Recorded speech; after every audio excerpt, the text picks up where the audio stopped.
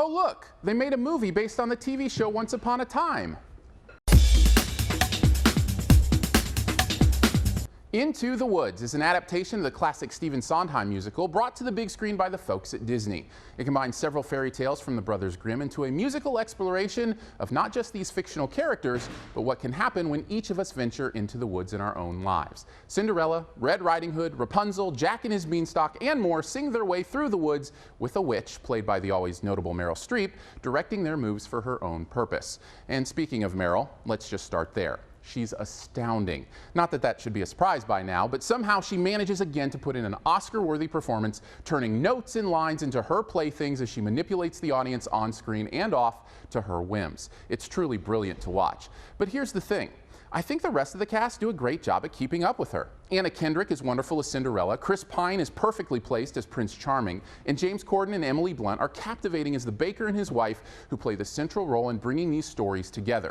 And that's not even to mention Johnny Depp, who steps in for a bit to play the wolf in only the way Depp ever could.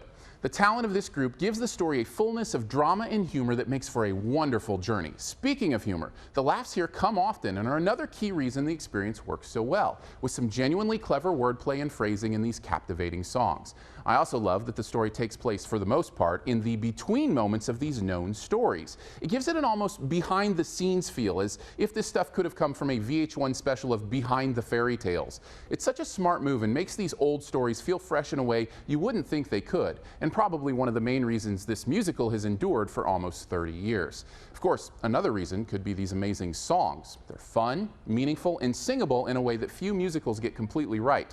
And it's a soundtrack that I'm sure I'll be pumping on my Spotify quite a bit in the future. But that does lead me to the one issue I had with the movie. I kind of wanted to hear the songs sung live in the movie. It's occasionally obvious that the actors are syncing to a studio recorded track, which is fine and all, and I understand that's usually the way it's done, but it can be a bit distracting for me. Maybe Les Mis just spoiled me, but the power that can come with performing and acting at the same time, though risky, can pay huge emotional dividends. But really, it's a minor thing that many may not even notice. When all is said and done, Into the Woods is a wonderful experience. Some masterful performances, clever humor, and fresh perspective on these classic stories make for a captivating journey. Even if you can tell the songs weren't recorded live, they're still beautiful and performed expertly and will have me singing along for months to come. I say this movie comes out of the woods with a well-deserved A.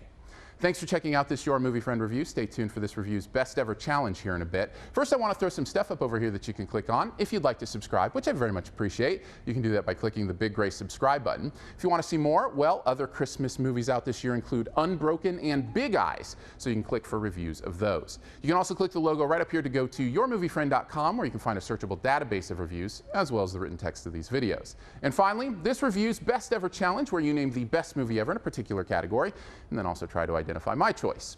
What is the best movie fairy tale ever? Lots to choose from here, but I really enjoyed the one that had a chameleon as a sidekick. Drop your own answer and a guess at mine in the comments. And the first person to guess mine does get a point. Thanks, and please subscribe.